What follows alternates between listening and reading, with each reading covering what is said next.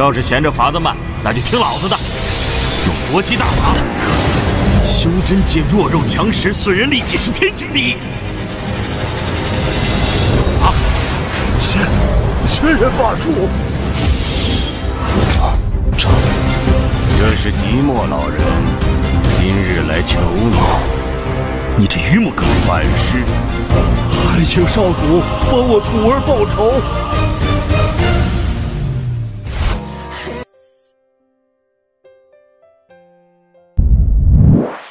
Ungumu, juniorku Ouyang menginginkannya. Mendengar itu Huang Long menahan penghinaan dan mengepalkan tangannya. Dia memandang ke arah Liu Wenju dan wanita tua itu, hanya untuk menemukan bahwa Liu Wenju dan wanita tua itu pun tidak bisa berbuat apa-apa. Dia menghela napas dalam lalu kemudian mengeluarkan pedangnya dan melemparkannya ke tanah. Cerita berlanjut. Punanji kemudian mengeluarkan hisapan dari tangan kanannya dan seketika pedang bulan ungu itu langsung jatuh ke tangannya. Saat pedang itu jatuh ke tangannya, seketika gas ungu keluar dari pedang itu dan lalu membentuk naga raksasa. Tiba-tiba naga itu mengaum ke arah Punanji dan menyerangnya. Punanji mencibir, dia menjetikkan pedangnya dan seketika tubuh naga itu bergetar dan segera kehilangan kemauannya. Dan kemudian dengan enggan ia kembali ke pedang itu. Dan pedang itu seketika berhenti bersinar.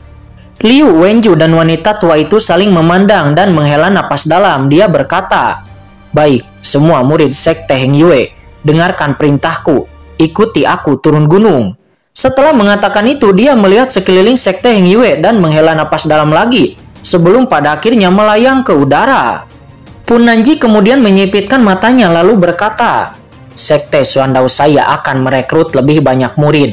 Jika ada yang ingin bergabung, mereka bisa tetap tinggal di sini." Mendengar itu, wajah 10 tetua di ranah pondasi building Sekte Heng Yue itu semuanya berubah aneh. Selain 2 orang yang berada di samping wanita tua itu, 8 orang lainnya tidak mengikutinya. Dan mereka memilih untuk bergabung dengan Sekte Xuandao. Mendengar itu, ekspresi Liu Wenju berubah. Dia ingin mengatakan sesuatu, tapi akhirnya tetap diam. Dia menghela napas dalam lagi, lalu menggelengkan kepalanya dan berdiri di samping wanita tua itu. Wanita tua itu menahan amarah di hatinya dan dia berteriak, "Setiap orang punya jalannya sendiri. Jika ada yang tidak mau mengikuti kami, saya tidak akan memaksamu." Di antara generasi Huang Long, semua tetua ragu-ragu dan pada akhirnya, selain Huang Long, Daosu, dan tetua berwajah merah, tidak ada tetua lainnya yang bergerak. Hanya ketiganya yang bergerak dan berdiri di samping 2 tetua formasi inti. 2 tetua di ranah formasi inti dari Sekte Heng Yue itu adalah wanita tua dan pria bernama Liu Wenju. Sementara di antara lusinan murid dalam hanya sekitar 10 atau lebih yang terbang di sebelah tetua formasi inti. Saat ini wajah Wang Juo ragu-ragu untuk waktu yang lama. Dia tidak berani melihat ke arah Daosu saat dia mengangkat kakinya dan meletakkannya. Pada akhirnya dia tidak mengikuti. Sementara wanita bernama Zhou ragu-ragu sejenak, tetapi pada akhirnya dia juga tidak mengikuti. Sedangkan untuk wanita bernama Su, dia melihat ke arah Wang Juo. Dan Wang Juo nampak tidak bergerak, akhirnya dia pun tidak mengikuti. Kemudian Wang Hao tersenyum masam kepada Wang Lin lalu berkata, "Saudara Wang Lin, saya tidak akan pergi kemanapun. Saya berencana untuk pulang dan membantu ayah saya. Jangan khawatir, Saudara Wang Lin, aku akan menjaga keluargamu." Saat ini Wang Lin ragu-ragu, dia memiliki terlalu banyak rahasia. Dan jika dia bergabung dengan Sekte Xuandao, akan ada terlalu banyak bahaya yang tidak pasti. Jadi, setelah merenung sebentar, dia akhirnya mulai bergerak. Melihat itu, mata Punanji berbinar saat dia menatap Wang Lin. Tiba-tiba dia berkata, "Wang Lin, kamu tetap di sini." Mendengar itu, Wang Lin tertegun. Dia dengan hormat berkata, "Senior Punanji, mengapa kamu ingin junior tetap tinggal?" Punanji mengangkat kepalanya dan berkata, "Jika aku menyuruhmu tetap tinggal, mengapa kamu harus bertanya?" Namun saat ini Liu Wenju ragu-ragu sejenak dan dia tiba-tiba berkata, "Senior Punanji, Wang Lin ini adalah murid kepala Sekte Heng Yue saya. Jadi, saya ingin meminta senior untuk tidak mempersulitnya dan membiarkan dia pergi bersama kami." Akan tetapi kemudian Punanji menus dingin dan dia kemudian mencoba untuk meyakinkan Wang Lin. "Wang Lin, Sekte Heng Yue sekarang hanya tinggal nama. Apakah Anda akan mengikuti mereka untuk berkeliling dunia? Jika Anda bergabung dengan Sekte Xuandao saya, masa depan Anda akan lebih cerah. Anda memutuskan sendiri apa yang Anda inginkan. Anda tidak ingin rumor menyebar, bukan? Rumor mengatakan bahwa Sekte Suandao saya tidak hanya mencuri gunung, tetapi juga mencuri semua murid. Setelah mengatakan itu, Punanji yakin bahwa Wang Lin pasti akan bergabung dengan Sekte Suandao-nya. Wang Lin merenung sedikit tanpa berkata apa-apa. Dia lalu melengkungkan tangannya, lalu naik ke udara dan berdiri di samping Huang Long. Bocah yang tidak tahu berterima kasih, kata Punanji. Dia menus dingin ketika melihat Wang Lin kembali bergabung dengan Huang Long. Sementara Liu Wenju dan wanita tua itu menatap Wang Lin dengan penuh perhatian. Mereka menunggu beberapa saat lebih lama.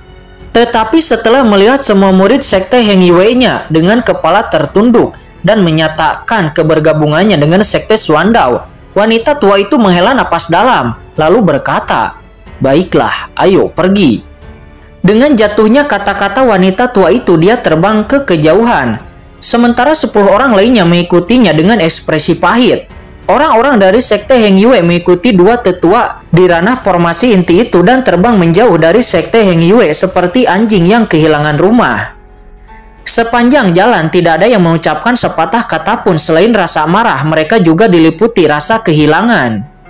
Setelah terbang cukup lama hingga langit menjadi gelap, Liu Wenju dan wanita tua itu berdebat sebentar lalu kemudian mendarat di sisi gunung.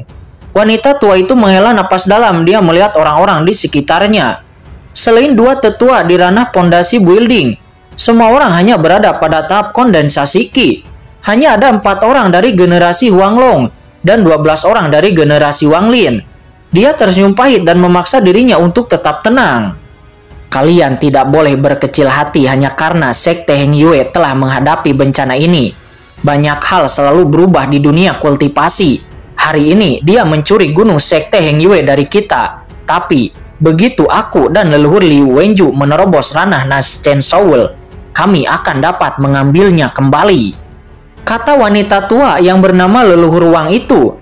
Sementara saat ini di antara dua tetua pondasi building itu adalah tetua Sangguan yang mengamati Wang Lin di aula utama beberapa hari yang lalu. Dia lalu terbatuk kering dan berkata, "Leluhur Wang benar. Semakin sengsara yang kita rasakan saat ini, maka semakin tinggi pula semangat juang kita. Kita harus mengukir penghinaan ini ke dalam hati kita. Jika kita berhasil di masa depan, kita harus merebut kembali gunung Sekte Heng Yue kita."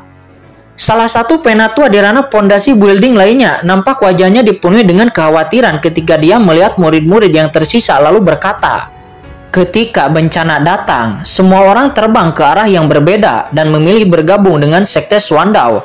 Namun pada akhirnya, hanya kalian yang bersedia mengikuti kami dari Sekte Heng Yue." Dia menghela napas dalam.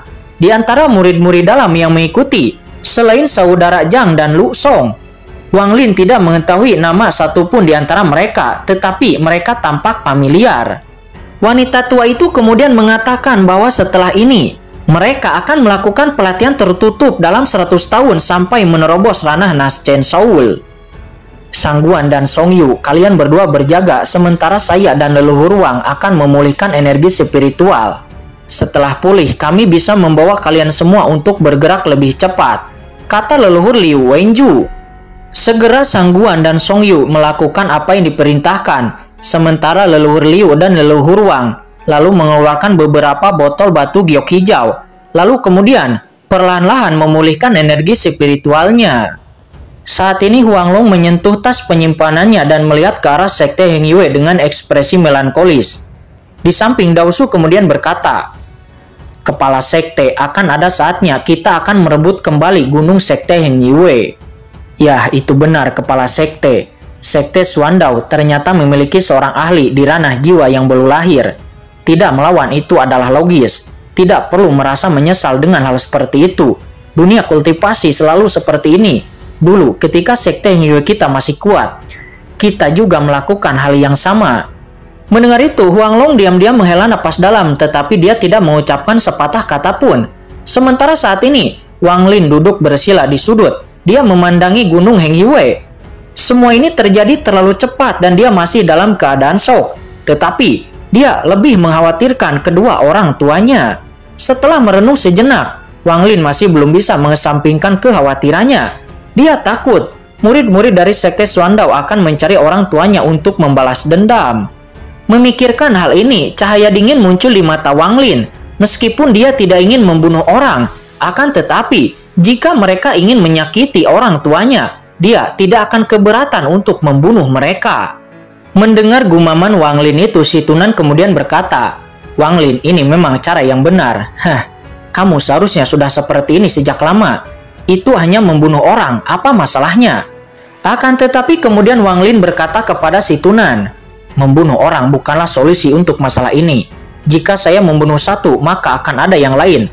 Kecuali saya bisa membunuh semua murid dari Sekte Suandao." Mendengar itu, si Tunan terus berusaha mendorong Wang Lin. "Apa susahnya itu? Saya akan mengajari Anda sebuah teknik bernama teknik boneka. Kemudian Anda dapat menangkap seseorang dan mengubahnya menjadi boneka setia. Bagaimana dengan itu?" Pada saat ini, Zhang Dekun, Lu Song, dan murid-murid lainnya kemudian berkumpul bersama Wang Lin dan kemudian membentuk kelompok kecil dan lalu mengangkat Wang Lin sebagai kakak pertama. "Kakak senior Wang Lin, mulai sekarang kita adalah murid terbaik di Sekte Heng Yue. Anda akan menjadi murid senior penatua dan saya akan menjadi murid kedua.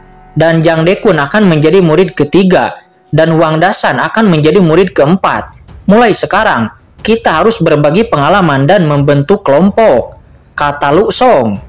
Tepat pada saat ini, leluhur Liu, Liu Wenju, dan wanita tua yang bernama leluhur Wang itu akhirnya membuka mata mereka. Leluhur Liu dan leluhur Wang itu kemudian melemparkan sepotong batu giok ke udara. Sepotong giok itu terus berputar di udara lalu mengeluarkan cahaya berwarna pelangi sebelum pada akhirnya berubah menjadi sebuah cakram cahaya. Leluhur Liu Wenju kemudian melihat kelompok Wang Lin yang beranggotakan 4 orang lalu berkata, "Kalian berempat selain Wang Lin akan bertugas melindungi murid dalam lainnya karena akan ada fluktuasi yang kuat. Jadi berhati-hatilah agar tidak terjatuh.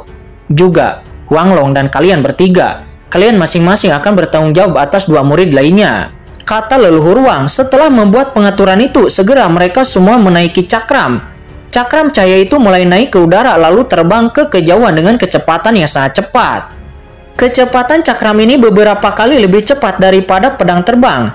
Sesaat setelah itu mulai bergerak. Para murid batin tidak dapat menahannya lagi. Jika tidak ada yang membantu mereka, mereka mungkin pasti sudah jatuh. Di tengah perjalanan tiba-tiba terdengar suara dari awan yang gelap. "Rekan kultivator dari Sekte Heng Yue, apakah kalian semua pernah bertemu dengan leluhur Sekte Suandao saya, Pun Nanji?" Setelah suara itu turun, Wang Lin kemudian menoleh. Dia lalu melihat seekor kelabang raksasa keluar dari awan hitam. Di atas kelabang raksasa itu nampak ada tetua Ouyang. Dan di belakang tetua Ouyang nampak ada 7 atau 8 orang, semuanya mencibir kepada mereka. 3 dari mereka melepaskan aura kuat dan dengan dingin menatap leluhur Liu Wenju dan wanita tua bernama leluhur Wang itu. Melihat itu, wajah leluhur Liu Wenju sangat muram. Dia tidak mengatakan sepatah kata pun. Dia dengan cepat membuat cakram cahaya itu terbang lebih cepat lagi, lalu menjauh dari awan gelap bahkan tanpa menoleh ke belakang sedikit pun. Tak lama kemudian, awan gelap besar itu hanya terlihat titik gelap di langit sebelum akhirnya menghilang dari pandangan mereka semua. Singkat cerita, pada akhirnya cakram itu telah mendarat di tanah. Di saat cakram cahaya itu mendarat di tanah, semua murid dalam jatuh ke tanah dan mulai muntah-muntah. Wajah mereka sangat pucat. Sementara Wang Lin, dia juga merasa sangat pusing dan dadanya terasa sesak. Ini terjadi karena cakram cahaya itu sebelumnya bergerak terlalu cepat. Selanjutnya leluhur Liu membentuk segel dan mengirimkan sebuah teknik. Seketika seluruh gunung berguncang dan retakan muncul di gunung tersebut. Tanpa sepatah kata pun, leluhur Liu Wenju melompat ke dalam celah itu. Sementara wanita tua Wang dia melihat sekeliling sebelum pada akhirnya juga masuk. Orang-orang yang tersisa semuanya juga memasuki celah tersebut dengan dukungan para tetua. Dan setelah mereka semua masuk, celah itu perlahan menutup kembali. Setelah Wang Lin masuk, dia kemudian menyapu seluruh gua dengan persepsi ilahinya. Dan lalu menemukan bahwa tidak ada apapun di sana kecuali beberapa ruangan batu. Leluhur Liu Wenju menunggu sampai semua orang masuk dan berkata dengan ekspresi serius, "Sebagian besar dari Anda telah mencapai ranah kultivasi di mana Anda tidak perlu makan lagi. Sedangkan bagi kalian yang terlalu rendah dan perlu makan, Di ruang batu sebelah sana ada makanan yang bisa bertahan beberapa tahun. Saya dan leluhur Wang akan mengikuti pelatihan tertutup. Kemudian wanita tua Wang juga berkata, Sekte Heng Yue ku akan mengalami pelatihan tertutup selama 100 tahun. Lalu, kami akan menghapus semua aib ini.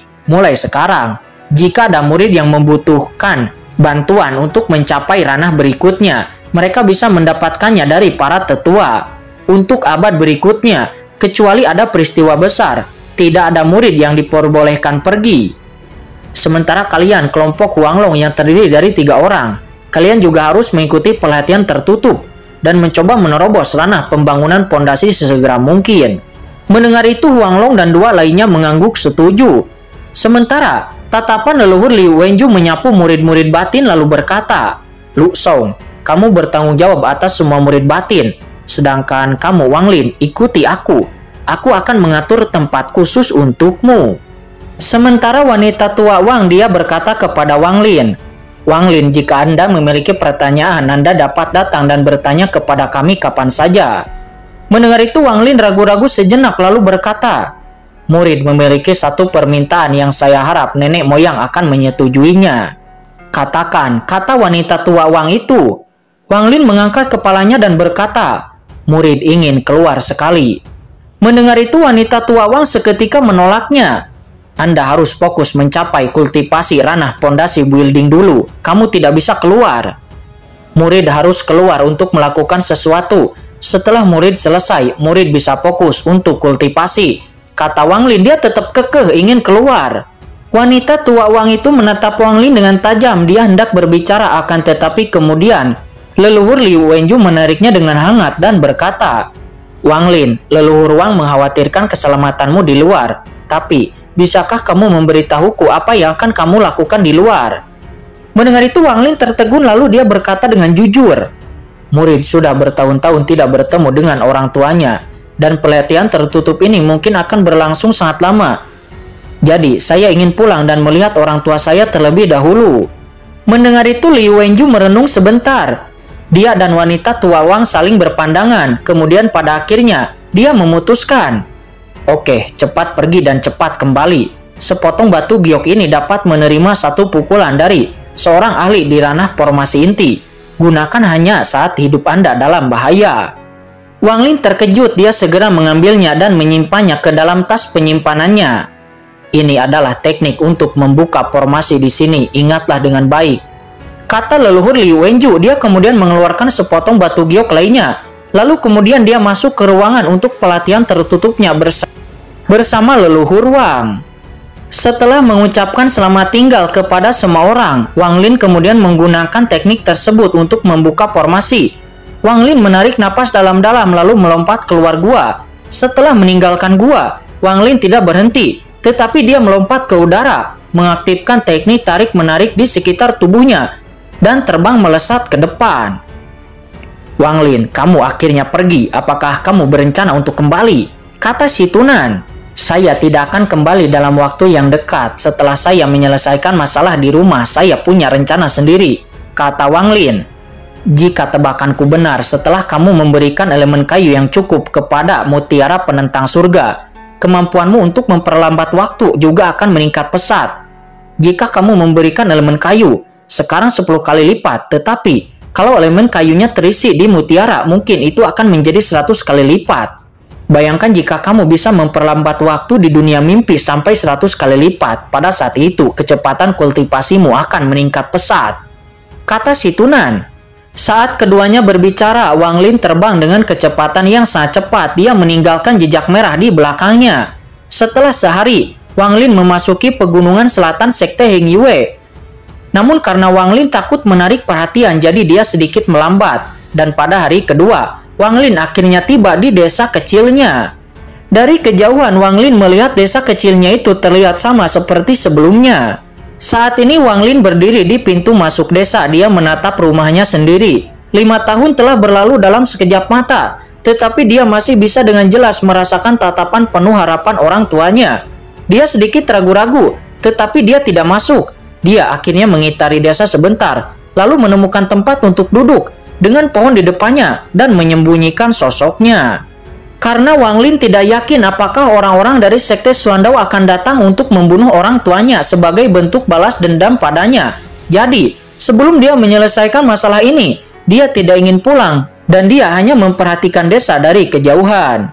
Waktu perlahan berlalu dan dalam sekejap mata Wang Lin telah tinggal di luar desa selama sebulan. Di bulan ini, Wang Lin terus melebarkan kesadaran ilahinya setiap saat. Dan pada hari ini, tiba-tiba cahaya dingin melintas di mata Wang Lin. Dia lalu berkata, "Jadi mereka memang datang." Terlihat dua aliran cahaya melesat dari kejauhan sebelum pada akhirnya mendarat di sana. Setelah mereka berdua mendarat, mereka memperlihatkan sosok mereka. Nampak seseorang mengenakan jubah hitam yang menutupi seluruh tubuhnya. Namun dapat dilihat bahwa orang ini adalah Zhou Peng. Sementara yang satunya lagi ternyata itu adalah Jiang Kuang. "Jiang Kuang, apakah orang tua Wang Lin benar-benar tinggal di sini?" kata Zhou Peng. "Saudara laki-laki senior, orang tua Wang Lin memang tinggal di desa ini, akan tetapi saya tidak tahu yang mana rumahnya." Saat ini tujuan Zhou Peng datang ke desa Wang Lin. Ternyata dia ingin membunuh orang tua Wang Lin. Saat ini kebenciannya terhadap Wang Lin telah mencapai batasnya. Dia bahkan berharap bisa memakan darah Wang Lin dan meminum darah Wang Lin karena seluruh reputasinya telah dihancurkan oleh Wang Lin. "Bagus, Jiang Kuang, jika apa yang Anda katakan itu benar, maka di masa depan, selama saya masih ada, tidak akan ada yang berani menyinggung Anda di Sekte Xuandao," kata Zhou Peng. Terlebih lagi, kedatangan Zhou Peng bukan hanya untuk membunuh orang tua Wang Lin, tetapi ternyata dia juga telah mendapat berita dari Jiang Kuang bahwa Wang Lin yang awalnya merupakan sampah, dia bisa menjadi begitu kuat hanya dalam waktu yang singkat. Itu karena sebuah cairan. Oleh karena itu, dia juga ingin mendapatkan cairan itu. Tangkap orang tua Wang Lin itu dan bunuh mereka. Dan saya akan menyempurnakan jiwa mereka menjadi bendera roh. Kita bisa menggunakannya untuk menemukan Wang Lin. Kemudian, menggunakan jiwa orang tuanya untuk menyerangnya. Kecuali dia mencapai ranah pondasi building, jika tidak jiwanya akan hancur, kata Zhou Peng. Mendengar itu tubuh Jiang Kuang menggigil. Dia belum pernah mendengar teknik kejam seperti itu sebelumnya. "Pergi." Zhou Peng mengguncang sosoknya dan dia langsung melesat ke arah desa.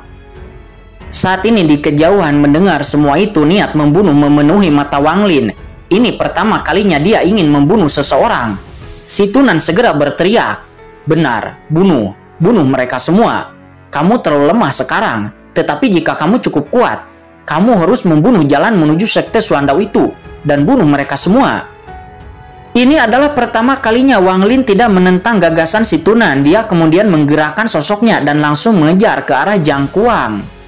Saat ini langkah Jiang Kuang melambat hingga hampir berhenti, namun pada akhirnya dia menarik napas dalam-dalam dan menjadi lebih bertekad. Lalu dia bergerak lebih cepat menuju ke arah desa. Akan tetapi tepat pada saat itu, ekspresinya tiba-tiba berubah. Dia menoleh ke belakang dan lalu melihat Wang Lin mengikuti di belakangnya seperti bayangan hantu di udara. Jiang Kuang mundur beberapa langkah dan dia memaksakan senyum di wajahnya. "Kakak senior, kamu..." Mendengar itu Wang Lin tetap diam, tetapi dia menunjukkan senyuman dingin.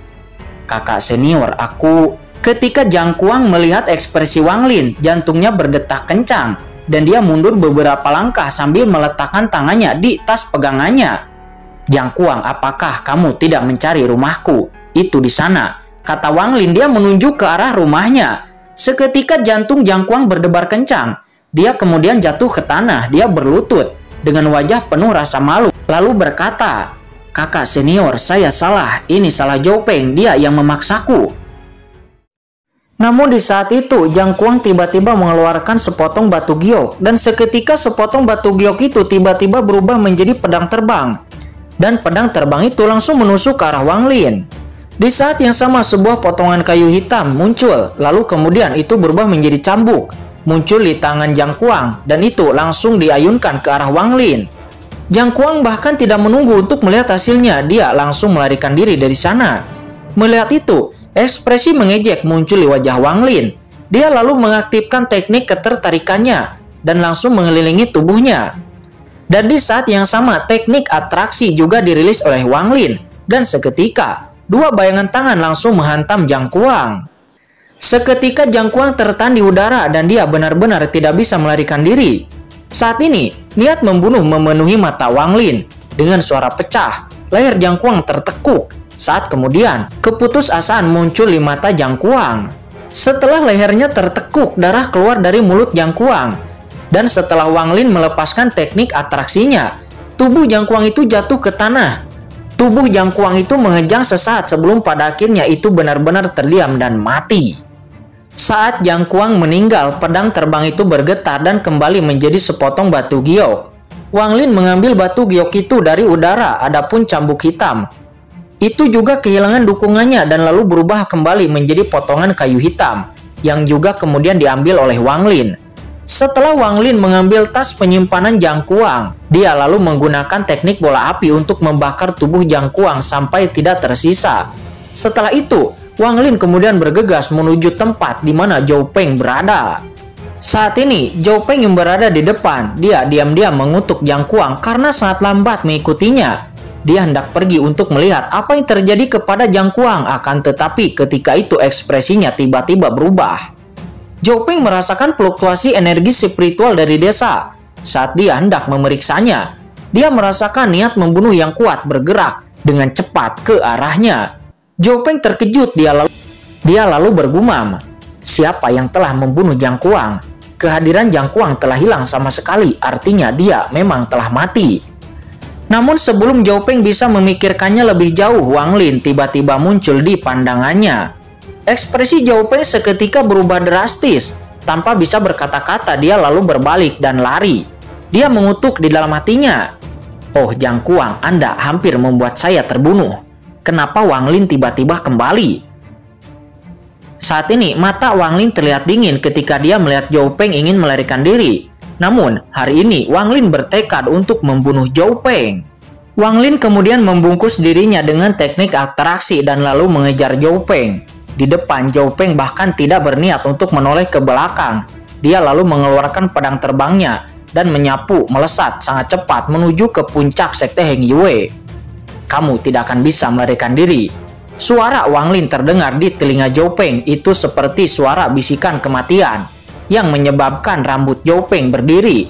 Zhou Peng menggigil dan merasa ngeri bahwa Wang Lin semakin dekat dengannya. Lalu dia berteriak putus asa, "Wang Lin, tidak ada perselisihan di antara kita. Apa yang akan kamu lakukan?"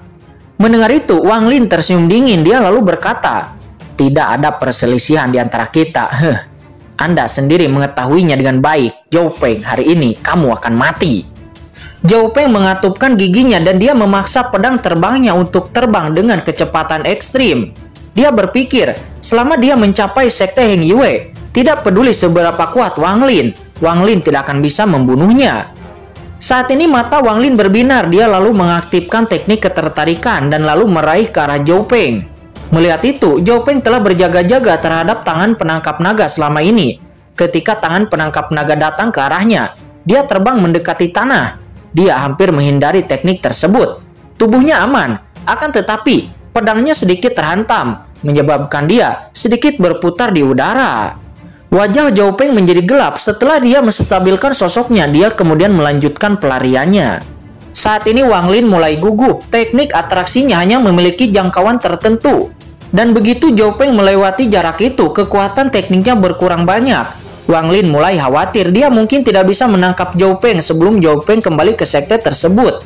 Dia tahu bahwa tidak boleh membiarkan Zhou Peng lolos, karena hal itu tidak hanya akan membahayakan dirinya sendiri, tetapi juga akan membahayakan orang tuanya. "Senior Situ, apakah ada cara bagi saya untuk segera menangkapnya?" kata Wang Lin kepada si Tunan dengan serius. "Ada, tapi..." kata si Tunan. Namun sebelum si Tunan menyelesaikan kata-katanya, Wang Lin kemudian menyela, "Jika Zhou Peng lolos, maka saya akan membawa orang tua saya dan pindah. Mengenai kultivasi, saya bersedia menyerahkannya dan hidup sebagai manusia biasa." Nah, untuk apa kamu terburu-buru? Saya hanya berbicara sedikit lambat. Jika itu aku yang sebelumnya, aku akan membunuhmu dengan satu tamparan karena menjadi murid yang tidak sopan, kata si Tunan. "Murid macam apa? Ayo cepat," kata Wang Lin. Dia menjadi lebih cemas, dia bahkan kehilangan nada hormatnya. Si Tunan mengetahui bahwa Wang Lin saat ini sangat khawatir, jadi dia tidak membuang waktu lagi. "Masih ada sedikit esensi jiwaku yang tersisa. Saya dapat membantu Anda berteleportasi sekali. Tetapi ingat, itu hanya sekali. Karena jika esensi jiwa saya terlalu banyak habis, maka jiwa saya akan menghilang sebelum Anda bisa mencapai ranah transformasi roh. Kata si Tunan. Setelah mengatakan itu, si Tunan tidak berkata apa-apa lagi. Saat ini Wang Lin tiba-tiba merasakan udara dingin memasuki tubuhnya. Udara dingin ini sungguh luar biasa. Itu jauh lebih kuat daripada saat dia diteleportasi oleh cahaya putih. Saat ini di depan, Zhao Peng memperhatikan perubahan Wang Lin, terutama ketika Wang Lin berhenti mengejarnya. Tetapi dia bahkan tidak berani untuk sekedar berbalik ke belakang. Dia saat ini hanya melarikan diri dengan sangat cepat.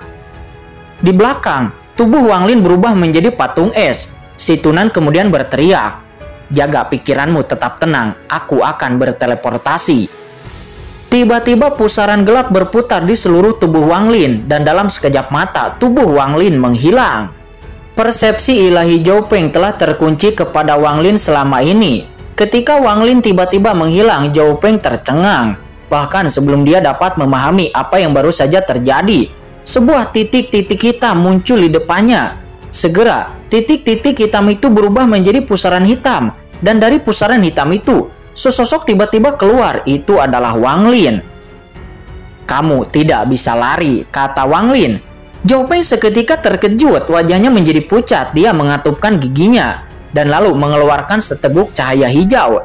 Dan cahaya hijau itu tumbuh hingga menjadi ular piton raksasa. Dia lalu menggigit ujung lidahnya dan mengeluarkan darah. Darah itu berubah menjadi lonceng.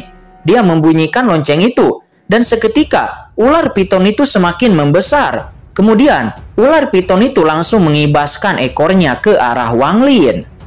"Nah, masih ada sedikit kekuatanku di tubuhmu. Akan sia-sia jika tidak menggunakannya.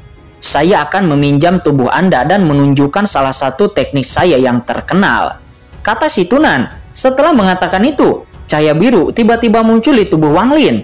Itu lalu membentuk bola cahaya biru di hadapannya. Dan saat bola itu muncul, langit menjadi gelap dan kekuatan penghancur muncul. Dan saat kekuatan penghancur itu menyentuh ekor ular piton, segera es merambat hingga ke kepala ular itu. Seketika, ular itu pun jatuh ke tanah dan membeku. Di saat yang sama, Zhao Peng tiba-tiba batuk seteguk darah karena hubungannya dengan ular piton tersebut telah terputus. Akan tetapi, saat dia batuk darah, darahnya seketika membeku menjadi tetesan merah. Kemudian, tubuh Zhao Peng juga perlahan membeku, hingga pada akhirnya Zhao Peng menjadi patung es. Sangat disayangkan tidak ada lagi orang. Teknik saya ini bekerja paling baik bila ada banyak orang. Hei, nah, inilah kekuatan metode kenaikan dunia bawah. Dapatkah Anda melihat seberapa kuat energi dingin dari teknik ini?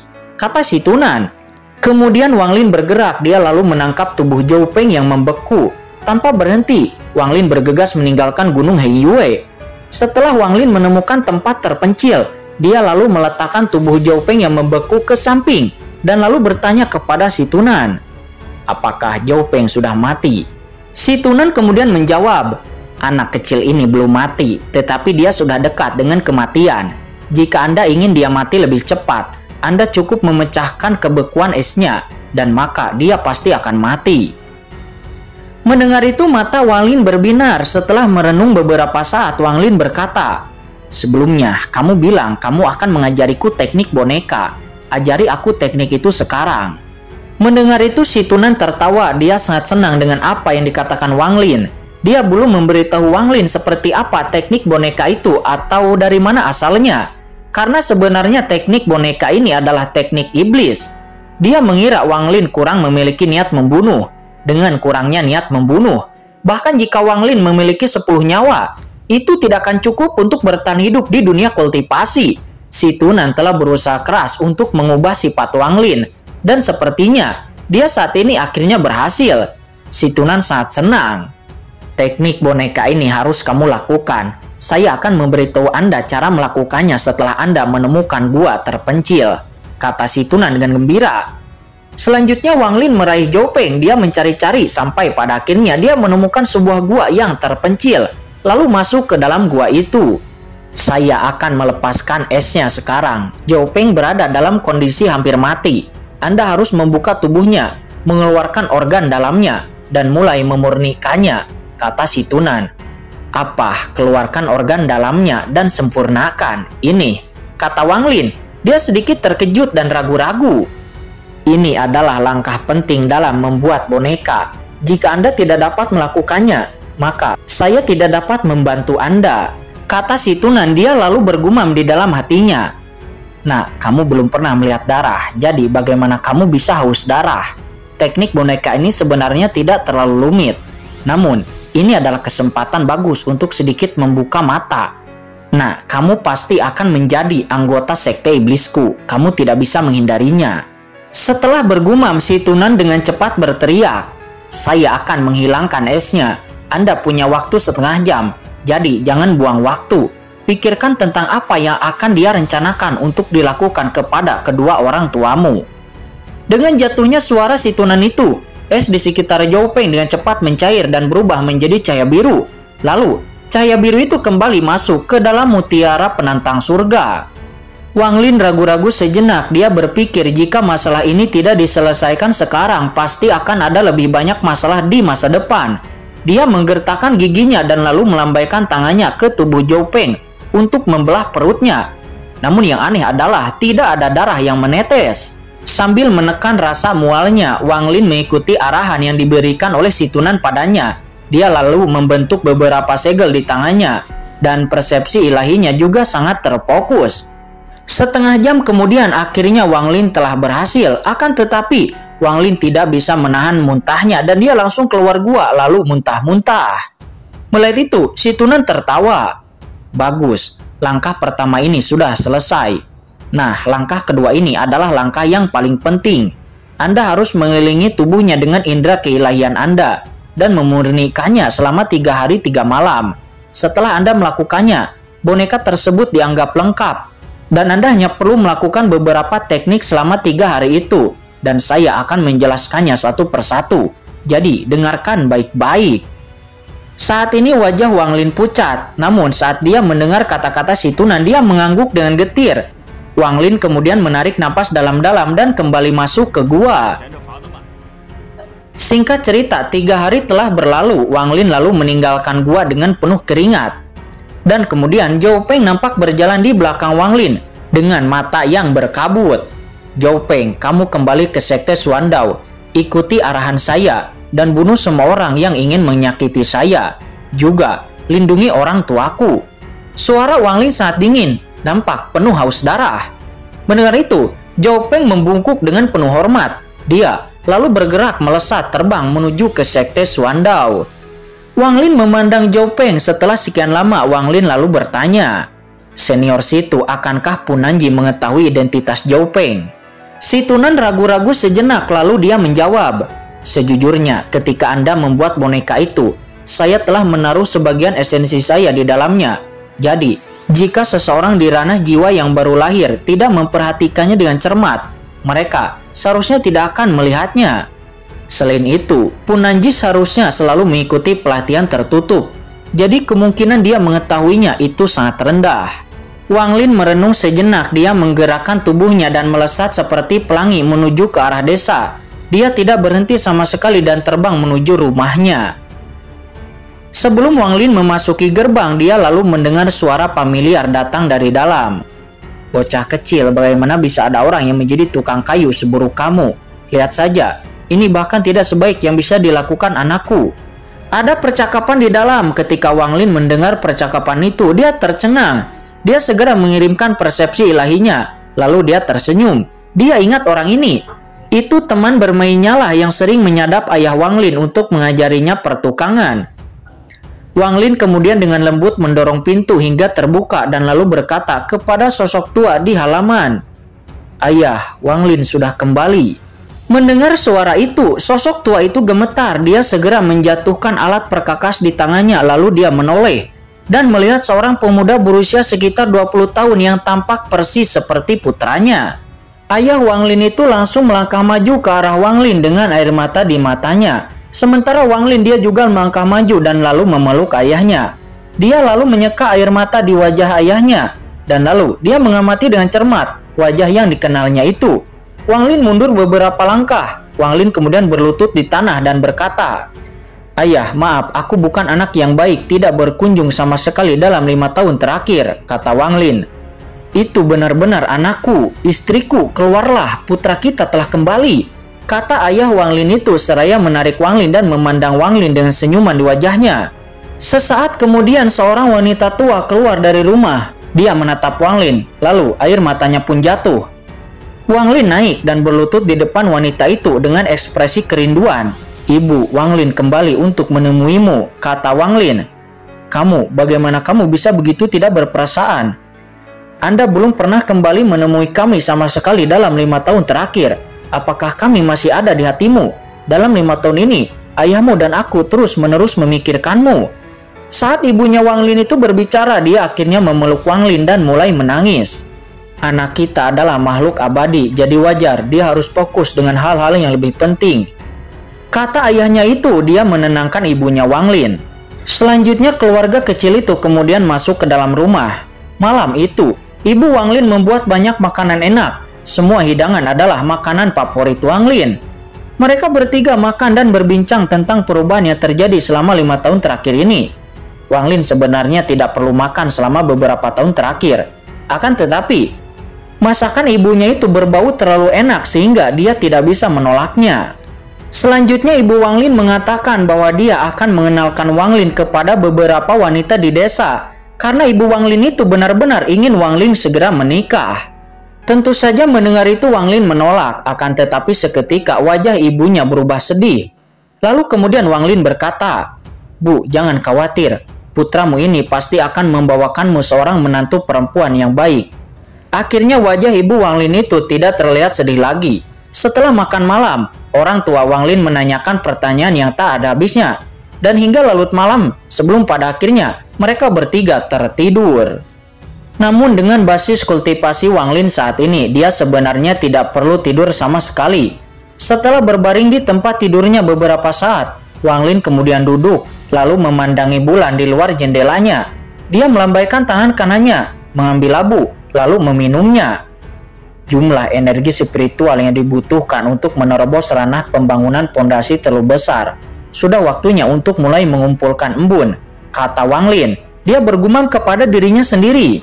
Benar, hei bocah, kapan kamu berencana menemukan elemen kayu untuk membantu menyelesaikan mutiara yang menentang surga, kata si Tunan. Pertama, saya akan mencari tempat terdekat untuk bersiap menerobos ranah pondasi building. Namun sebelum itu, saya harus melihat bagaimana keadaan Zhou Peng. Jika tidak ada hal yang aneh terjadi, maka saya akan meninggalkan tempat ini, kata Wang Lin. Beberapa hari berikutnya, Wang Lin menghabiskan waktu bersama orang tuanya. Setelah waktu berlalu selama setengah bulan, Wang Lin akhirnya pergi dari rumahnya. Walaupun dia enggan berpisah dengan kedua orang tuanya, tetapi pada akhirnya Wang Lin kemudian pergi. Wang Lin merasa sangat murung ketika dia pergi. Dia tidak tahu kapan kesempatan berikutnya untuk kembali ke rumah. Mungkin dalam beberapa tahun, atau mungkin bahkan lebih lama lagi. Awalnya, tempat yang Wang Lin rencanakan untuk digunakan untuk pelatihan tertutupnya adalah gua dengan lubang di dinding. Tetapi dia memutuskan untuk tidak melakukannya. Dia tidak seperti kultivator lainnya, dia membutuhkan air di dalam gua. Jika tidak, betapapun kayanya energi spiritualnya, itu bukan tempat yang cukup baik. Selain itu, lokasinya sangat dekat dengan Gunung Hengyue, jadi itu terlalu berbahaya. Singkat cerita, setelah mencari di daerah sekitarnya, Wang Lin akhirnya menemukan sebuah gua di dekat puncak gunung. Setelah memeriksa gua dengan hati-hati dan memastikan bahwa tidak ada jalan keluar lain, Wang Lin kemudian dengan cepat menggunakan teknik atraksinya dan menutup pintu masuk gua dengan batu. Saat ini Wang Lin telah sepenuhnya bersiap dan segera Wang Lin memulai pelatihan tertutupnya. Setelah Wang Lin memulai pelatihan tertutupnya, waktu pun berlalu dengan sangat cepat. 1 tahun, 2 tahun, 3 tahun, 4 tahun. Tanpa disadari, 4 tahun pun telah berlalu. Adapun orang-orang yang tersisa dari sekte Hengyue, mereka secara bertahap mulai melupakan Wang Lin, berpikir bahwa Wang Lin mungkin telah meninggal. Sementara leluhur Liu Wenju dan wanita tua Wang itu juga menyesal karena telah membiarkan Wang Lin keluar. Orang yang paling senang dengan masalah ini adalah Lu Song karena dia berhasil menjadi murid senior dari kelompok kecil itu. Sedangkan untuk Wang Long dan generasi lainnya, mereka tidak pernah banyak berhubungan dengan Wang Lin sejak awal dan mereka hanya memperhatikan Wang Lin karena kejadian baru-baru ini. Jadi, setelah 4 tahun berlalu, mereka benar-benar melupakannya. Sementara Wang Lin selama tahun-tahun ini berlalu di pelatihan tertutupnya, dia terus berhubungan dengan Zhou Peng dan menemukan bahwa semua tetua sekte Xuandao di ranah pondasi building dan di atasnya sedang mengikuti pelatihan tertutup di pegunungan belakang. Jadi, tidak ada yang tahu tentang apa yang terjadi kepada Zhou Peng. Selain itu, Zhou Peng juga memiliki status sebagai murid senior dari sekte Xuandao. Jadi, tidak ada murid yang berani macam-macam dengan Zhou Peng. Hal ini pun memungkinkan Zhou Peng untuk mengumpulkan informasi dan diam-diam mengurus beberapa murid yang memiliki niat buruk terhadap Wang Lin. Dengan Zhou Peng yang diam-diam merawat orang-orang ini, Wang Lin perlahan-lahan menghilang dari ingatan semua orang. Saat ini pintu masuk gua tempat Wang Lin berada itu nampak telah ditutupi oleh tanaman, membuat gua tersebut tidak mungkin dapat dideteksi.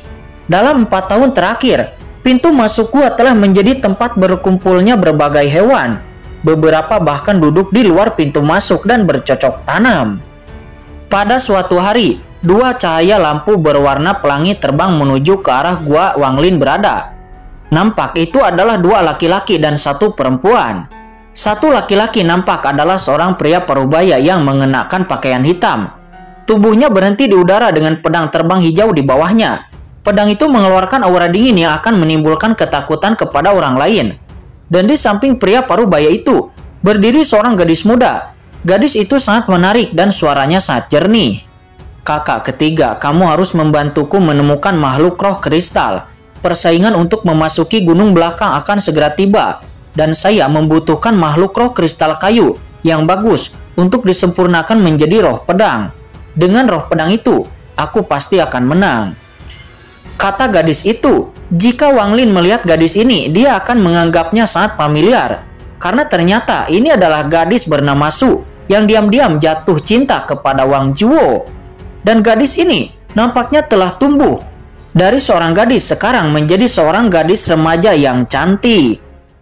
Ini sudah larut. Aku akan menangkap makhluk roh kristal yang kuat. Lalu kita bisa kembali. Kata pria parubaya. Lalu kemudian wanita bernama Su dan murid laki-laki satunya. Mereka kemudian memburu makhluk roh di sana.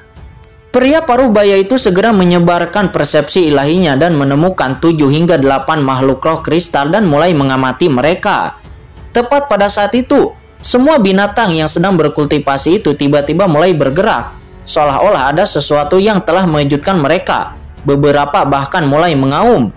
Secara bertahap, jumlah auman mulai meningkat. Hingga semua binatang itu mengaum, raungan mereka diarahkan ke tebing yang dipenuhi tetumbuhan. Pria parubaya itu segera terkejut sebelum dia dapat memanggil 2 muridnya itu untuk meninggalkan daerah ini. Tiba-tiba persepsi ilahi yang sangat menakutkan menyapu mereka. Wajah pria parubaya itu berubah drastis. Bahkan dengan tingkat kultivasinya yang berada di pondasi Qi lapisan ke-12, dia merasa benar-benar tidak berdaya di bawah persepsi ilahi ini. Ketiga orang itu kemudian mendarat di tanah. Persepsi ilahi ini membuat mereka basah kuyup dengan keringat. Murid laki-laki itu segera berkata, "Junior adalah murid sekte Xuandao, Li Hai. Saya tidak tahu senior sedang berkultivasi di sini. Jadi mohon maafkan kami." Sementara gadis bernama Su itu juga memperhatikan persepsi ilahi ini. Dan itu segera menyebabkan dia kehilangan kendali atas pedang terbangnya. Dia kemudian dengan hormat berkata, "Junior adalah murid sekte Xuandao, Su Pei." Sementara semua binatang itu juga merasa kedinginan ketika merasakan persepsi ilahi ini. Dan semua binatang itu memperlihatkan ekspresi kaget dengan ketakutan. Mereka kemudian berbaring di tanah tidak berani bergerak. Sekte Xuandao. Sebuah suara bergema di sekeliling. Sulit untuk membedakan apakah suara itu senang atau marah. Akan tetapi, pria paruh baya itu sudah memutuskan jika ada sesuatu yang salah, dia akan segera melarikan diri dari sini, bahkan tanpa membawa 2 muridnya itu. "Kamu bilang namamu, Su," kata suara itu. Mendengar itu, gadis muda bernama Su itu tercengang. Dia dengan hormat menjawab, "Ya, murid bernama Su." Suara itu kemudian kembali hening. Setelah sekian lama, suara itu menghela napas dalam lalu berkata, "Kalian boleh pergi." Dengan itu, tiba-tiba terjadi perubahan di langit seolah-olah ada tangan tak kasat mata yang melambai dari udara. Ketiganya kemudian terdorong jauh oleh angin yang tak terbendung itu. Pria paruh baya yang merasakan itu, dia merasa ngeri. Tepat pada saat itu, dia merasa seluruh tubuhnya dipenjara. Jika senior ini ingin membunuhnya, senior ini sepertinya dapat melakukannya dengan mudah. Karena takut, pria paruh baya itu segera meraih dua muridnya dan langsung bergegas pergi secepat mungkin tanpa melihat ke belakang sedikit pun. Dia takut senior pemilik suara itu akan berubah pikiran, jadi dia menggunakan seluruh kekuatannya untuk melarikan diri. Setelah ketiganya pergi, tebing yang dipenuhi oleh tetumbuhan itu mulai berguncang hingga semua tetumbuhan itu tumbang, lalu menampakkan sebuah gua yang gelap. Kemudian, seorang lelaki muda keluar dari gua yang gelap itu. Dia berjalan keluar, wajahnya nampak putih dan matanya berbinar. Dan saat dia keluar dari gua, nampak semua binatang buas mulai merengek. Mata semua binatang buas itu nampaknya memohon belas kasihan. Ya, pemuda itu, dia adalah Wang Lin yang telah berkultivasi secara tertutup selama 4 tahun. Saat ini mata Wang Lin berbinar. Dia lalu bergumam kepada dirinya sendiri, "Saya telah mencapai puncak kondensasi Qi sejak lama, tetapi menerobos pondasi building itu terlalu sulit. Saya sudah mencobanya berkali-kali, tetapi masih gagal. Senior Situ, apakah metode yang Anda sebutkan sebelumnya benar-benar dapat membantu saya menerobos ranah pondasi building lebih cepat?" "Ya, sudahkah Anda memutuskan untuk menggunakan metode saya?" kata si Tunan. Dia tersenyum bangga. "Saya sudah bilang sebelumnya, meskipun sulit untuk menerobos ranah pondasi building, namun jika Anda menggunakan metode saya, pasti akan berhasil." Mendengar itu, cahaya dingin melintas di mata Wang Lin. Dia lalu berkata, "Tetapi saya bahkan tidak bisa mengalahkan seseorang di ranah pondasi building. Lalu, bagaimana saya bisa menangkap seseorang hidup-hidup?" Mendengar itu, si Tunan tertawa dan berkata, "Anda dapat yakin, karena saya ada di sini kali ini untuk membantu Anda menerobos ranah pondasi building. Saya akan mengambil resiko lain dan menggunakan teknik saya lagi. Selama Anda dapat menemukan saya celah, saya dapat membantu Anda menahan orang tersebut. Anda sebaiknya mencari seseorang yang baru saja menerobos ranah pondasi building, sehingga saya tidak perlu membuang terlalu banyak esensi." Mendengar itu, Wang Lin merenung sejenak, lalu dia menghela napas. Dia tersenyum kecut. "Tetapi senior Situ, menangkap seseorang di ranah pondasi building ini sangat keji, dan siapapun yang aku tangkap pasti akan mati. Jadi mari kita tunggu dan lihat dulu." Mendengar itu, si Tunan kemudian berkata dengan perasaan yang tidak puas, "Kamu, saya telah berkali-kali mengatakan kepada Anda bahwa dalam dunia kultivasi, yang kuat memangsa yang lemah. Membunuh orang lain demi keuntungan Anda sendiri, itu adalah hal yang normal. Dengan sifat belas kasihan Anda saat ini, berapa lama waktu yang Anda perlukan untuk menerobos ranah transformasi roh? Jika tidak ingin menggunakan cara saya, Anda juga bisa mencari elemen kayu. Jika Anda dapat mengisi mutiara penantang surga dengan elemen kayu, peningkatan tersebut akan memberi Anda energi spiritual yang cukup untuk menerobos ranah pondasi building. Jika Anda tidak mau melakukan salah satu dari hal tersebut dan tidak memiliki seorang ahli di ranah jiwa baru lahir untuk membantu Anda, jangan pernah berpikir untuk menerobos ranah pondasi building." Mendengar itu, Wang Lin merenung sejenak lalu berkata, "Saya ingin tahu bagaimana orang lain mencapai ranah pondasi building." Si Tunan menjawab, "Sederhana saja, jika mereka memiliki sekte, maka seorang ahli di ranah Naschen Soul akan menggunakan kultivasi mereka sendiri untuk membantu muridnya mencapai ranah pondasi building. Jika saya masih memiliki tubuh saya juga dapat melakukan hal yang sama dan membantu Anda." Wang Lin menarik napas dalam-dalam. Dalam 4 tahun ini, dia telah mencapai puncak kondensasi Qi dalam 2 tahun. Dan dia telah menggunakan 2 tahun yang tersisa untuk mencoba menerobos ranah pondasi building, akan tetapi tidak berhasil. Namun karena dia terus berusaha masuk ke ranah pondasi building, jarak antara tubuh aslinya dan tingkat kultivasinya menjadi jauh lebih kecil. Alih-alih terlihat seperti berada di lapisan ketiga, Wang Lin saat ini tampaknya berada di lapisan ke-8. Wang Lin kemudian mengeluarkan pedang terbangnya dan lalu naik ke pedang terbangnya itu, dan kemudian tubuhnya bergerak, melesat ke depan dan menghilang dari sana. Setelah Wang Lin pergi, semua binatang yang tergeletak di tanah akhirnya sedikit rileks dan dengan cepat berpencar. Saat ini Wang Lin terbang di antara Gunung Hengyue. Pegunungan, dataran, dan desa tampak sangat kecil di bawah Wang Lin saat dia terbang melewatinya. Dan dalam sekejap mata, desa tempat Wang Lin dilahirkan memasuki pandangannya. Tetapi Wang Lin merenung sejenak, lalu terbang melewati desa tanpa menoleh. Gunung Hengyue terletak di perbatasan utara negara Zhao. Lokasinya sangat terpencil, dan sebagian besar penduduknya tinggal di desa-desa kecil. Tujuan Wang Lin adalah kota yang berjarak 10.000 km dari sana. Kota itu disebut kota Tianshui, dan merupakan kota terbesar di bagian utara Zhao. Wang Lin hanya mendengar tentang kota Tianshui. Gurunya memberitahunya bahwa ada 100.000 tentara yang ditempatkan di sana. Wang Lin selalu ingin pergi ke sana sejak dia masih kecil. Sebelum memasuki dunia kultivasi, impian terbesar Wang Lin adalah menjadi terkenal di ujian negara, kemudian menjadi pejabat tinggi di ibu kota, dan memindahkan orang tuanya ke sana. Pikiran Wang Lin menggemakan keinginan masa mudanya. Dia tersenyum saat dia terbang menuju kota. 10 hari kemudian, Wang Lin menjadi bingung ketika dia melayang di udara dengan tawa mengejek si Tunan. "Aku melihatmu terbang selama beberapa hari berturut-turut. Saya pikir Anda tahu jalannya, tetapi ternyata tidak," kata si Tunan. Dia mengejek. "Jika bukan karena kamu yang memintaku pergi ke hutan-hutan sebelumnya untuk menemukan elemen kayu, aku saat ini pasti sudah menemukan kota," kata Wang Lin. Akan tetapi kemudian Wang Lin tiba-tiba menghentikan sosoknya. Dia lalu melihat kereta gerbong di jalan di bawahnya. Saat ini di gerbong nampak ada seseorang yang merupakan kepala layanan pengawal di kota Tianshui. Dia bernama Liu Shan. Nampaknya saat ini mereka sedang berada dalam tugas yang sangat penting, yaitu untuk mengirimkan barang dengan selamat ke kota Tianshui.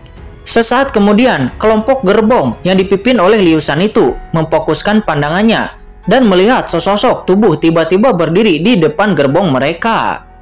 Yang Shen tanyakan padanya apa yang terjadi. Jika dia membutuhkan bantuan, berikan dia sejumlah uang.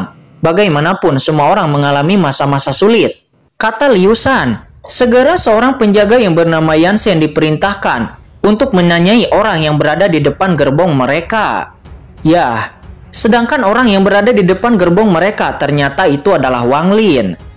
"Saya Yang Shen dari pengawal perkasa kota Tianshui," kata Yan Shen.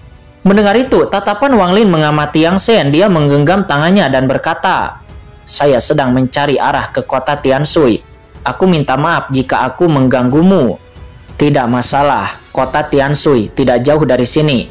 Untuk apa saudara pergi ke kota Tianshui?" kata Yang Shen. "Oh, pemimpin pengawal, namaku adalah Wang Lin. Ini pertama kalinya aku meninggalkan rumah. Jadi aku berharap pemimpin pengawal dapat memberitahu saya arah ke kota Tianshui." Selanjutnya Liu Shan segera memeriksa Wang Lin dengan cermat dan tiba-tiba bertanya, "Apakah Anda seorang siswa yang bergegas ke sini untuk mengikuti ujian?" Mendengar itu ekspresi Wang Lin tetap tenang. Dia menggelengkan kepalanya. "Saya di sini bukan untuk ujian. Saya memiliki keahlian dalam bidang kerajinan tangan dan ingin mencari nafkah di kota," kata Wang Lin. Mendengar itu Liu Shan sedikit santai. Pertanyaannya memiliki makna yang dalam. Waktu ujian negara hampir tiba, sehingga banyak desa setempat yang mengirimkan siswanya ke kota untuk mengikuti ujian. Dan setelah mengetahui bahwa Wang Lin bukanlah peserta ujian, Liu Shan segera menghela napas dalam lalu berkata, "Kebetulan sekali, kami juga menuju kota Tianshui. Sobat, bagaimana kalau kamu bepergian bersama kami?" Pada akhirnya Wang Lin pun bergabung dengan rombongan gerbong itu. Sambil menyembunyikan identitas dan kekuatannya, Wang Lin segera naik ke kereta. Dia melihat ke belakang dan melihat lusinan gerbong yang serupa. Dia lalu memindainya dengan persepsi ilahinya dan menemukan semuanya kosong. Namun Wang Lin tidak memperdulikannya lagi dan dia duduk bersila di gerbong. Setelah sehari penuh perjalanan, Liu Shan kemudian berteriak kepada semua orang, "Semuanya, kita akan mencapai wilayah kota Tianshui besok, dan keluarga utara akan mengirim seseorang untuk menyambut kita. Hari ini, kita tidak dapat menemukan penginapan apapun, Jadi kita akan berkemah di sini untuk beristirahat sebentar, lalu berangkat besok pagi. Begitu kita sampai di kota, aku akan membawa kalian ke Istana Es Merah untuk mencarikan kalian beberapa gadis cantik untuk diajak bermain." Mendengar itu semua orang tertawa, lalu kemudian turun dari kudanya. Mereka lalu membentuk lingkaran dengan gerobak dan mengikat kuda di gerobak. Selain itu, mereka mendirikan tenda, beberapa pergi tidur, sementara yang lain mulai minum. Dan di saat yang sama ada juga 3 hingga 5 orang yang bergantian berpatroli di kawasan tersebut. Setelah Wang Lin turun dari kereta, Yang Shen menarik Wang Lin ke samping api unggun. Dan kemudian Yang Shen berbicara kepada Wang Lin, dan Yang Shen menyadari bahwa dia sangat menyukai Wang Lin. Dan dia banyak membual tentang reputasinya kepada Wang Lin. Saat ini ada 3 orang yang duduk di sebelah api unggun, selain kepala pengawal Liu Shan dan pria berwajah gelap. Ada juga pria parubaya yang tampak seperti sarjana.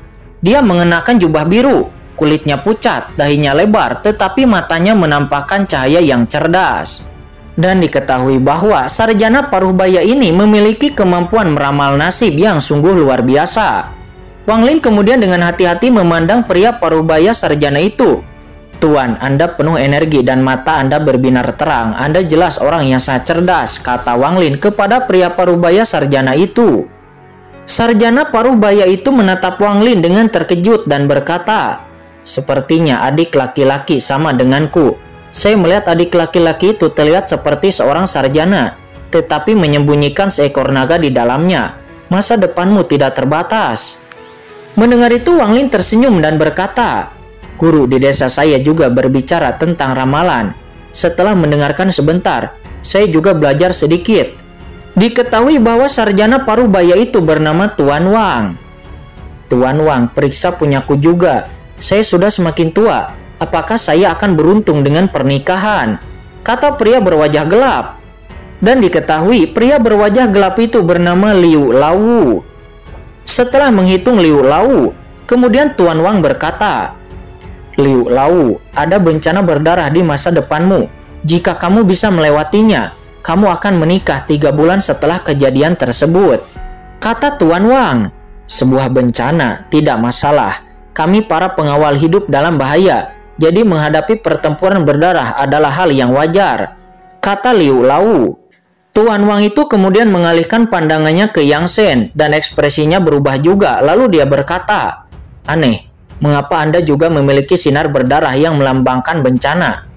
kata Tuan Wang. Dengan itu dia segera melihat ke arah Liu Shan, dan dia juga mendapati bahwa dari Liu Shan juga ada bencana yang akan melanda.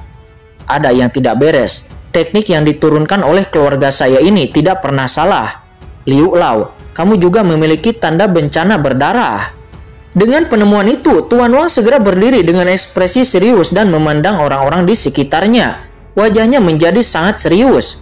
"Liu Lau, menurutku ada yang tidak beres. Saya melihat bahwa setiap orang di sini memiliki gambaran bencana berdarah.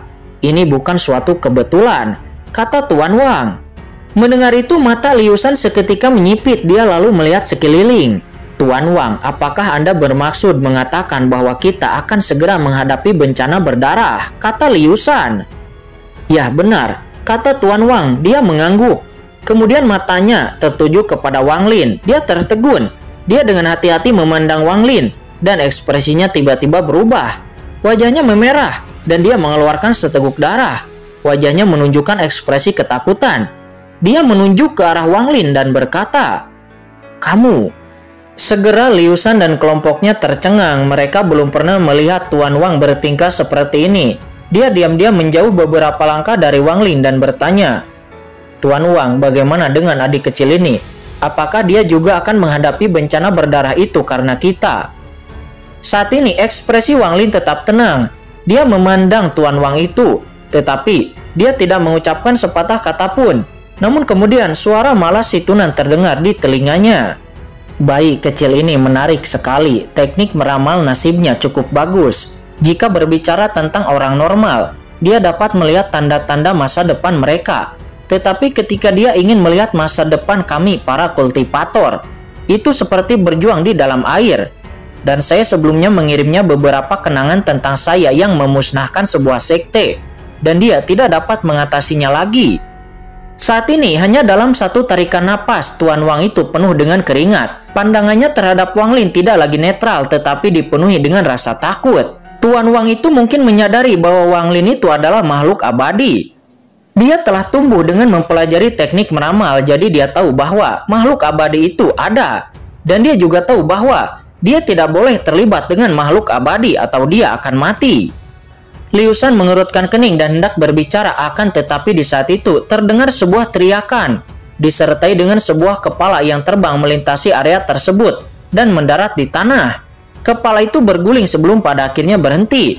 Melihat kepala itu, ekspresi Liu Shan berubah drastis. Dia segera berdiri ketika dia menyadari bahwa kepala ini milik seseorang yang sedang berpatroli di daerah tersebut.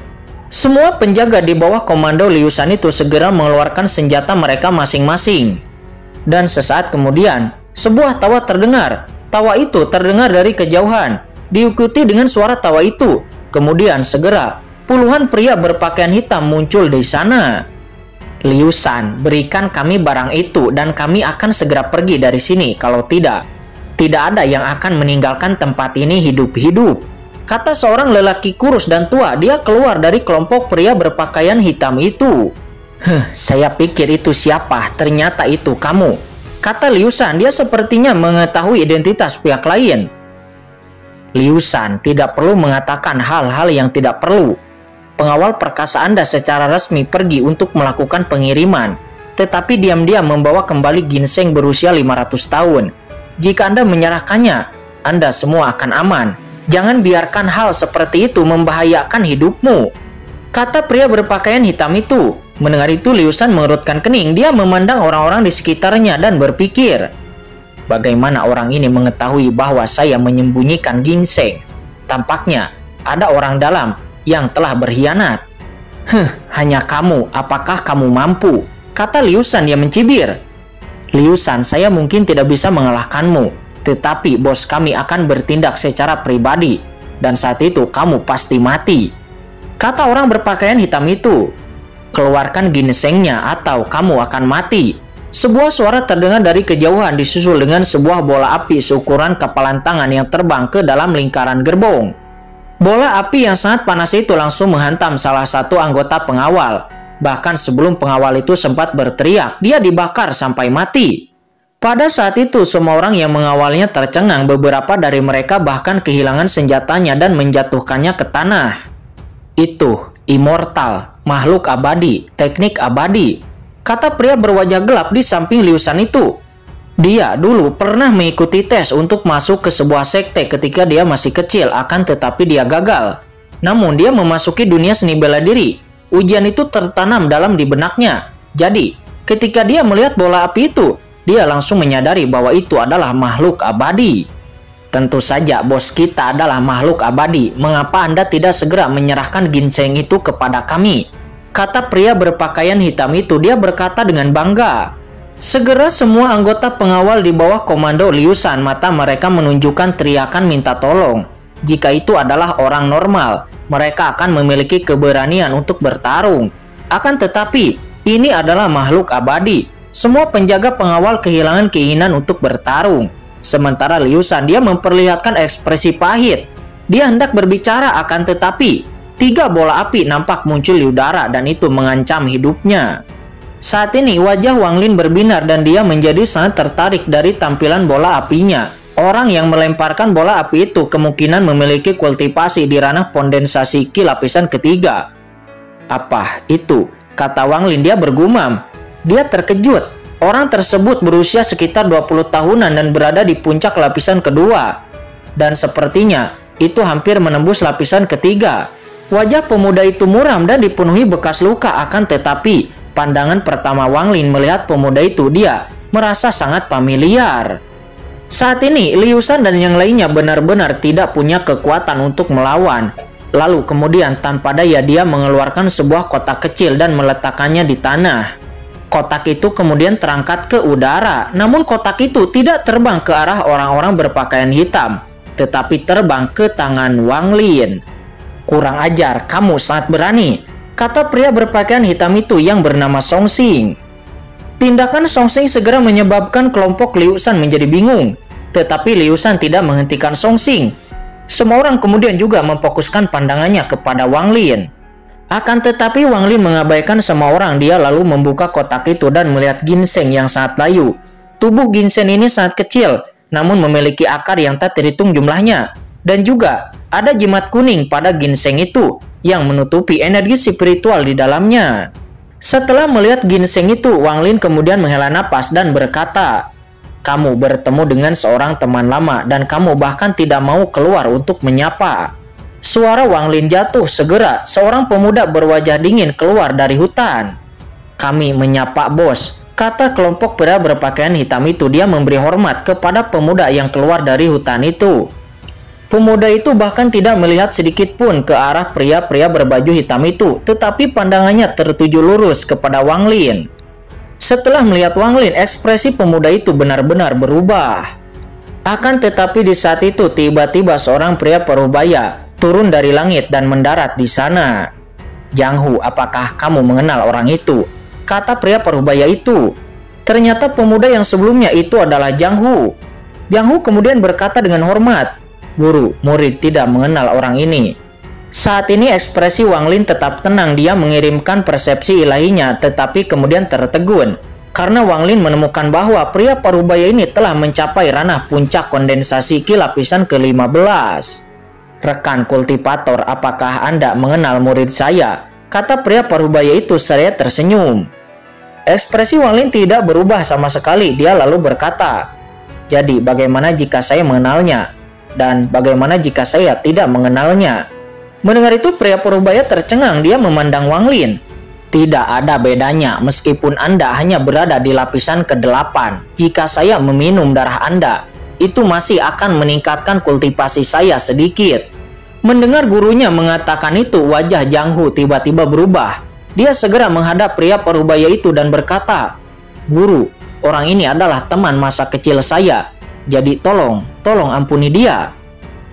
"Kamu pergi urus yang lainnya," kata pria parubaya itu. Dan setelah mengatakan itu, dia kemudian menyerang Wang Lin.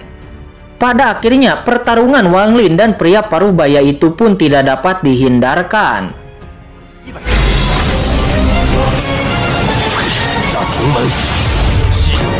Setelah beberapa kali pertukaran, nampak pria parubaya itu memiliki wajah yang jelek karena dia menyadari sesuatu.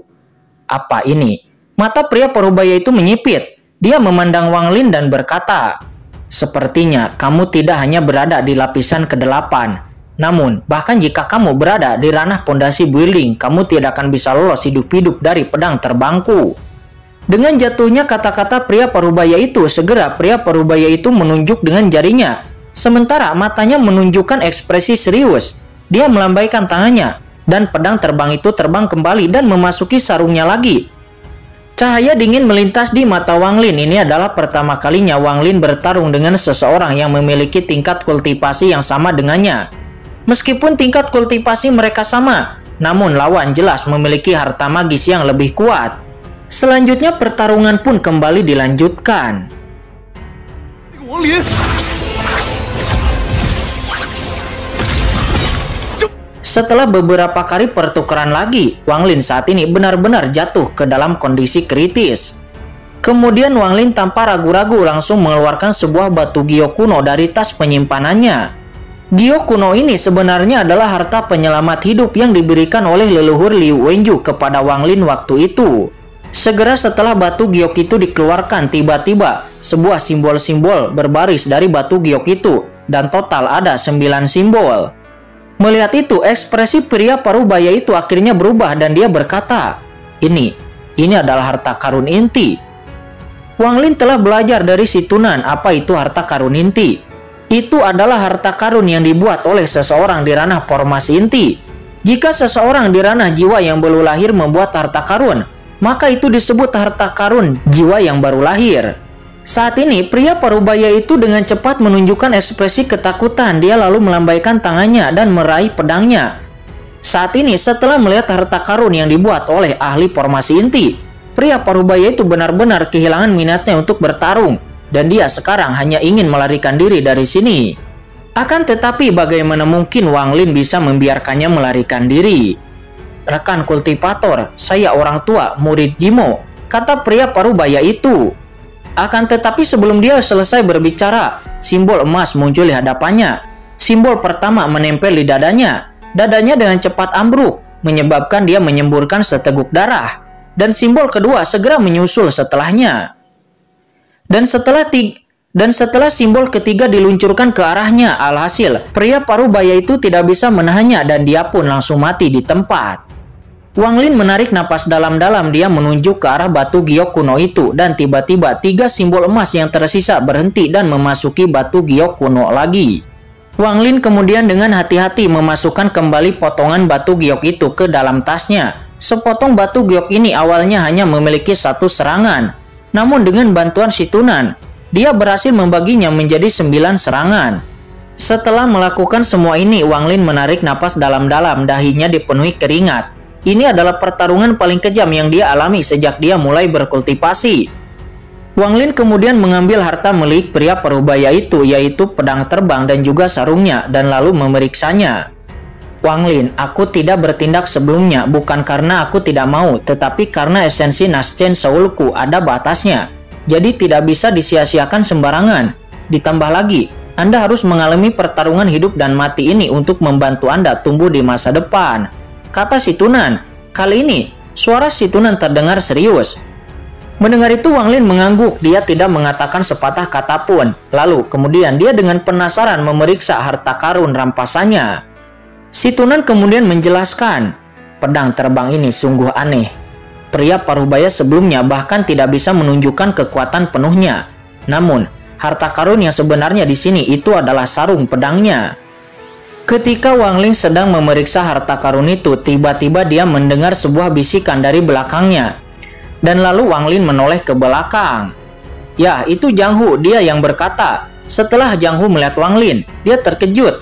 Dia melihat sekeliling dan melihat pedang terbang dan sarung pedang di tangan Wang Lin. "Apakah orang itu sudah mati?" kata Jiang Hu. Wang Lin terkekeh dan dia mengangguk.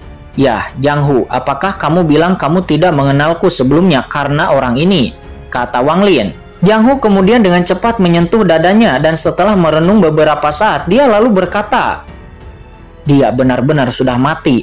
Wang Lin, ini bukan tempat yang baik untuk berbicara. Setelah saya menghabisi semua orang ini, saya akan menjelaskan semuanya," kata Jiang Hu. Setelah mengatakan itu, dia mengangkat tangan kanannya dan segera 3 bola api muncul. Melihat bola api di tangan Jiang Hu, semua orang berpakaian hitam, juga Liu Shan dan yang lainnya, mereka memiliki ekspresi ketakutan. Melihat itu, Wang Lin mengerutkan kening saat dia hendak berbicara. Jiang Hu lalu mengambil langkah dan melemparkan bola api itu. Namun sasarannya bukanlah kelompok Liu Shan, melainkan sekelompok pria berpakaian hitam. Bagi seorang makhluk abadi, kehidupan manusia ini seperti semut, tanpa kemampuan untuk melawan. Segera di bawah serangan Jiang Hu, kelompok orang-orang berpakaian hitam itu seketika musnah. Kelompok Liu Shan terkejut oleh panasnya api hingga rambut mereka berdiri. Namun tidak satu pun dari mereka yang berani bergerak sedikit pun. Saat ini melihat Jiang Hu membentuk 3 bola api lagi, Wang Lin tiba-tiba berkata, "Jiang Hu, jangan membunuh mereka." Jiang Hu kemudian menoleh ke arah Wang Lin, lalu berkata, "Jika kita tidak membunuh orang-orang ini, maka mereka akan kembali dan melaporkan semuanya. Orang yang kamu bunuh sebelumnya adalah guruku dan juga merupakan murid ke-6 dari orang tua Jimo.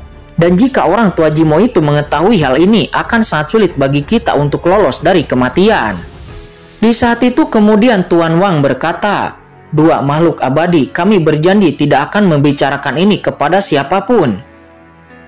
Berjanji untuk tidak berbicara, itu bukan terserah Anda. Saat mereka mengambil jiwamu dan memurnikannya, kamu akan memberitahu mereka segalanya, kata Jiang Hu. Namun di saat itu kemudian Wang Lin mengeluarkan sepotong batu giok dari tasnya. Ini adalah batu giok yang dia dapatkan dari Jiang Kuang ketika dia pergi bertukar dengan Wang Hao. Dia samar-samar ingat bahwa ada teknik di dalamnya yang akan menghapus ingatan orang lain. Setelah dengan hati-hati mencari batu giok itu, akhirnya Wang Lin menemukan tekniknya.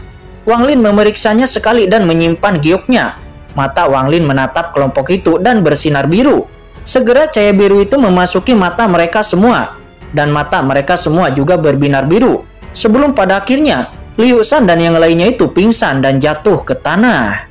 Akhirnya, dengan ingatan mereka yang dihapus, Wang Lin dan Jiang Hu pun tidak perlu membunuh mereka.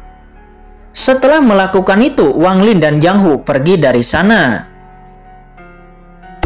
Oke guys, sudah dulu ya. Jangan lupa subrek biar lanjut terus ceritanya. Bagi yang sudah subrek, mudah-mudahan dimudahkan rezekinya. Mimin undur diri. See you next and goodbye.